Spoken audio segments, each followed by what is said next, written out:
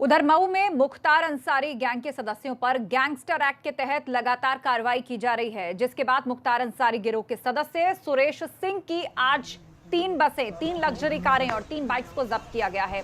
जब्त गाड़ियों की अनुमानित कीमत 1 करोड़ 5 लाख आंकी गई है। तो वहीं 2 दिन पहले भी 4 बसों को जब्त किया गया था, जिसकी कीमत 86 लाख रुपए बताई जा रही है।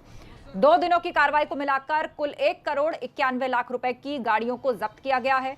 पुलिस प्रशासन की कार्रवाई से मुख्तार गिरोह के सदस्यों में इस वक्त हड़कंप मचा है।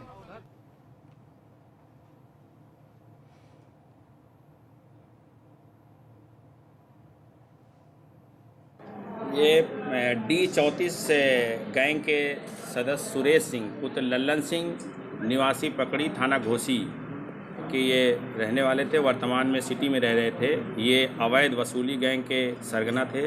इनका ताल्लुकात मुख्तार अंसारी के सहयोगी के रूप में ये चिन्हित हैं हमारे यहाँ से। गैंगस्टर एक्ट में ये जेल में थे।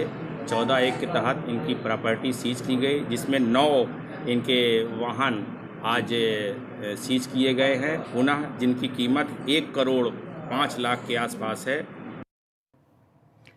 उधर फिरोजाबाद में पुलिस ने एक ट्रक से 40 लाख की 484 पेटी अवैध शराब बरामद की है और इस सिलसिले में 2 आरोपियों को गिरफ्तार भी किया है। ट्रक पर इस नकली शराब को पशु चारे के बीच में छुपाकर ले जाया जा रहा था। पुलिस ने ट्रक को भी जब्त कर लिया है। दोनों गिरफ्तार लोगों के खिलाफ कार्रवाई की जा रही है। थाना उत्तर पुलिस ने 494 पेटी अवैध शराब चेकिंग के दौरान बरामद की है और 2 अभियुक्तों को भी गिरफ्तार किया है। ये नकली शराब लगभग 40 लाख कीमत की है और इस शराब को पशु चारा के बीच में छिपा के लेके जाया जा रहा था ट्रक में। वो ट्रक भी बरामद कर लिया गया है। दोनों अभियुक्तों को गिरफ्तार कर आवश्यक विधिक कार्रवाई की जा रही है। और अब खबर बिजनौर से है, जहां अस्थायी जेल से फरार 4 कैदियों में से 2 को पकड़ लिया गया है, जबकि 2 अभी फरार हैं। वाकया सुबह करीब 6 बजे का है। कैदी जीने का दरवाजा तोड़कर फरार हुए थे, जिसके बाद पुलिस ने एक आरोपी को मौके से ही पकड़ लिया, जबकि दूसरे को चेकिंग के दौरान गिरफ्तार किया गया। आपको बता दें, बिजनौर के आश्रय स्थल को जिला प्रशासन के निर्देश के मुताबिक अस्थायी जेल बनाया गया है और इसमें नए कैदियों को कोरोना काल के चलते 14 दिन के लिए क्वारंटीन किया जाता है। फिर जिला जेल में उन्हें शिफ्ट कराया जाता है और उसी दौरान ये चारों कैदी वहां से भाग निकले। फरार 2 कैदियों की धरपकड़ के लिए अब पुलिस ने जिले में अलग अलग टीमें बनाई हैं। लापरवाही को जिम्मेदार इस वक्त बताया जा रहा है कि पुलिस ने गैर जिम्मेदाराना रवैया अपनाया, जिसके कारण ये यहां से भागने में कामयाब रहे। आगे बढ़ते हैं, मथुरा से अगली खबर आ रही है, जहां अपराध थमने का नाम नहीं ले रहा। आज फिर एक दिन दहाड़े शहर के सौंक अड्डा रोड पर बैंक से रुपए निकालकर लौट रहे एक वृद्ध से पल्सर सवार 2 युवकों ने लाखों रुपए छीन लिए और वहां से भाग गए। दिन दहाड़े हुई इस घटना से क्षेत्र में हड़कंप मच गया है। सूचना मिलते ही पुलिस मौके पर पहुंची और तलाशी अभियान शुरू कर दिया।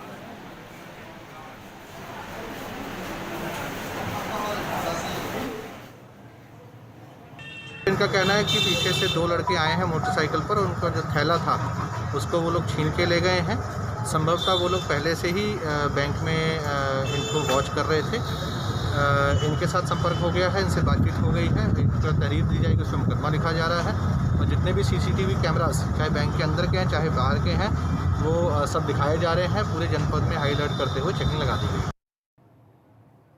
उधर इटावा में मुठभेड़ की जांच के लिए सुप्रीम कोर्ट द्वारा बनाए गए कमीशन के सदस्य पहुंचे। बिकरू कांड में शामिल अपराधी प्रवीण उर्फ बउवन की इटावा में 9 जुलाई को मुठभेड़ में एनकाउंटर हुआ था। सुप्रीम कोर्ट द्वारा बनवाए गए कमीशन के सदस्य टीम में सुप्रीम कोर्ट के पूर्व जज BS चौहान, इलाहाबाद हाईकोर्ट के पूर्व न्यायाधीश शशिकांत अग्रवाल, पूर्व DGP KL गुप्ता रहे मौजूद। घटनास्थल पर वो भी पहुंचे और मुठभेड़ करने वाली SOG की टीम के साथ गाँव वालों से पूरी जानकारी हासिल की।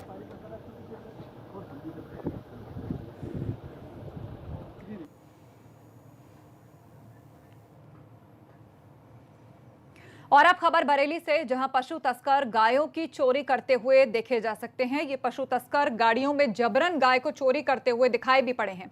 ग्रामीणों की माने तो कई बार उन्होंने शिकायत की, लेकिन प्रशासन ने कोई कार्रवाई नहीं की। ये CCTV फुटेज आप देख सकते हैं कि कैसे गाय को गाड़ी के अंदर ठूंसा जा रहा है। 2 गाय सड़क पर हैं, एक पशु तस्कर गाड़ी से उतरता है और किस तरह गाय को ठूंसा जा रहा है। ताजा मामला फतेहगंज पश्चिमी थाना इलाके के शाही रोड का है, जो तस्वीर हम आपको दिखा रहे हैं। और ये पशु तस्कर जबरदस्ती गाय को गाड़ी के अंदर ले जाते हुए दिखाई दे रहे हैं। तो जैसे ही गाय को इन्होंने गाड़ी के अंदर एडजस्ट किया, वहां से गेट बंद किया और भाग निकले।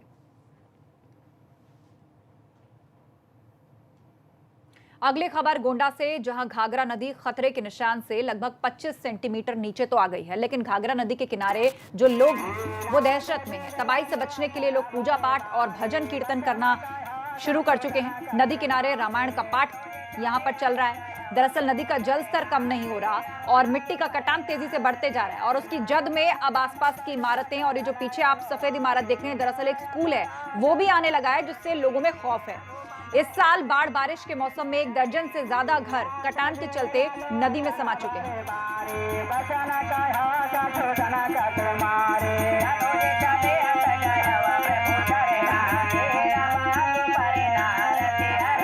तो अब ईश्वर का ही सहारा है, इसीलिए यहाँ पर रामायण का पाठ चल रहा है, भजन कीर्तन चल रहे हैं कि कैसे भी ये जल स्तर जो है अब और ना बढ़े, बारिश रुक जाए, मिट्टी का कटान रुक जाए, वरना ये जो स्कूल आप तस्वीरों में देख रहे हैं, ये भी अब पानी में डूबने की कगार पर दिखाई दे रहा है।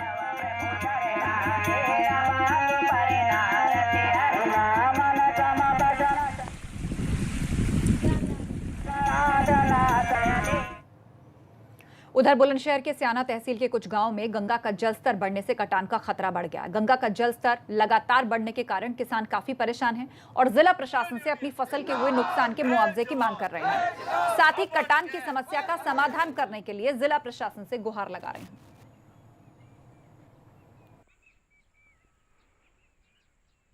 आज हम यहाँ चासी गांव में हैं और यहाँ किसानों की जो फसल गंगा में बह गई है, आज उसी समस्या को लेकर हम यहाँ पर आए हैं। यहाँ प्रशासन के लोग भी आए हुए हैं, पुलिस फोर्स के लोग भी आए हुए हैं और मेरे साथ ये सब किसान हैं जिनकी फसल और ज़मीन इस गंगा के बहाव में बह गई। आज ये किसान बिल्कुल खाली हाथ यहाँ खड़ा है। आज इसके पास ना खाने के लिए रोटी है, ना पहनने के लिए कपड़ा है। इसका हाल यहाँ बहुत बुरा है। आप देख रहे हैं, आपके कैमरे में है सब कुछ। किसानों की फसल के नाम पे आज ये बस केवल काप यहाँ रह गई है। पूर्ण रूप से किसान बर्बाद हो गया है। प्रशासन की बहुत ही ज़रूरत है कि यहाँ के किसान को मदद करे और अगले वर्ष होने वाले इस दैवीय आपदा से किसानों की रक्षा की जाए, उसके लिए यहाँ प्रशासन इंतजाम करे। उधर संगम नगरी प्रयागराज में गंगा और यमुना दोनों ही नदियों का जलस्तर एक बार फिर से बढ़ने लगा है। हालांकि दोनों नदियां अभी खतरे के निशान से करीब 4 मीटर नीचे ही हैं, लेकिन बढ़े हुए पानी ने अभी से तबाही मचानी शुरू कर दी है। बाढ़ के कारण कई रास्तों पर इतना पानी भर चुका है कि सड़क भी नजर नहीं आ रही। जिन सड़कों पर 3-4 दिन पहले तक वाहन तेजी से फर्राटा भरते थे, आज वहां पे नावें चलती दिख रही हैं। अस्थायी तौर पर बनाई गई तमाम दुकानों और झोपड़ियां भी पानी में डूब चुकी हैं। बाढ़ की वजह से सैकड़ों लोगों को सुरक्षित जगहों पर भेजा गया है। प्रशासन ने निचले इलाके में रहने वाले लोगों को अलर्ट जारी करके सावधान किया है।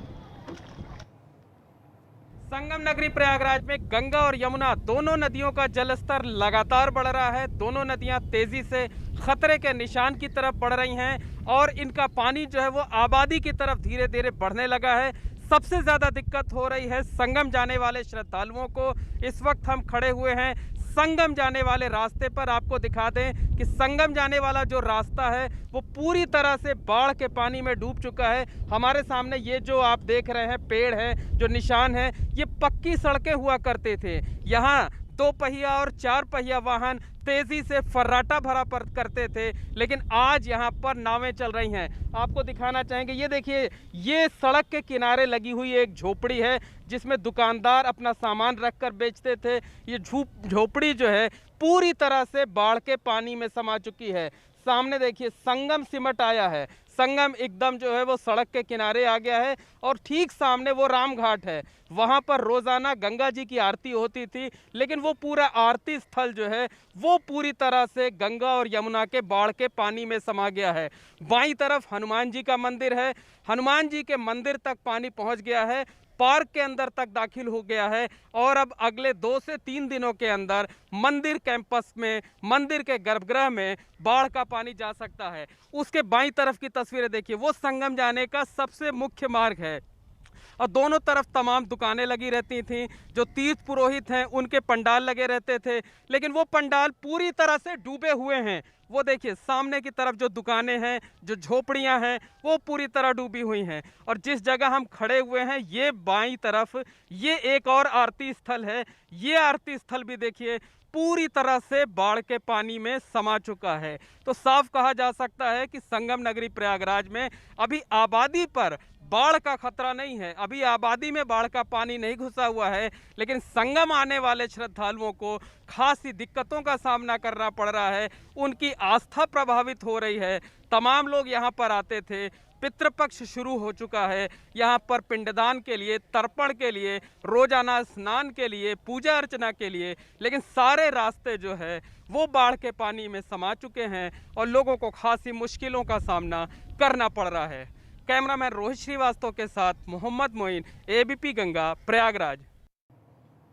उधर वाराणसी में गंगा नदी के जलस्तर में लगातार बढ़ोतरी की वजह से लोग काफी परेशानी में हैं। खासतौर पर जो नदी के किनारे लोग रह रहे हैं, इसका बुरा असर उन लोगों पर पड़ रहा है। घाट और मंदिर डूब चुके हैं, कई लोग बेरोजगार हो गए हैं। यहाँ के इंतजामों को लेकर अब लोग सवाल उठा रहे हैं। एबीपी संवाददाता नितिश पांडे ने मौके का जायजा लिया है। बढ़ रहा है गंगा का जलस्तर और किनारे पर दहशत है। चेतावनी बिंदु, खतरे के चेतावनी बिंदु से मात्र 2 मीटर दूर है गंगा का जलस्तर। अब देखिए, ये चेतावनी बिंदु है और यहाँ 70.26 मीटर, चेतावनी बिंदु से मात्र 2 मीटर दूर है गंगा का जलस्तर। किनारे पर आप स्थिति देख सकते हैं, लगातार जल का स्तर बढ़ता जा रहा है और चिंता भी बढ़ती जा रही है। जो किनारे के वासी हैं, उनको ये चिंता सता रही है कि अगर जल का स्तर ऐसे ही बढ़ता रहा तो आगे क्या होगा। जो नाविक हैं, जो पुरोहित हैं, वो पूरी तरह से बेरोजगार हो चुके हैं और प्रशासनिक इंतजामों की बात करें तो वो सिर्फ कागज़ों तक ही सीमित हैं। मीटिंगें की जा रही हैं, बैठकें की जा रही हैं, लेकिन अभी तक ज़मीन पर कुछ भी उतरा हुआ दिखाई नहीं दे रहा है। उम्मीद है कि आने वाले दिनों में व्यवस्था सुचारू होगी। कैमरामैन विशेष के साथ नीतीश कुमार पांडे, एबीपी गंगा, वाराणसी। उधर बागपत के बड़ौद शहर में ऑनलाइन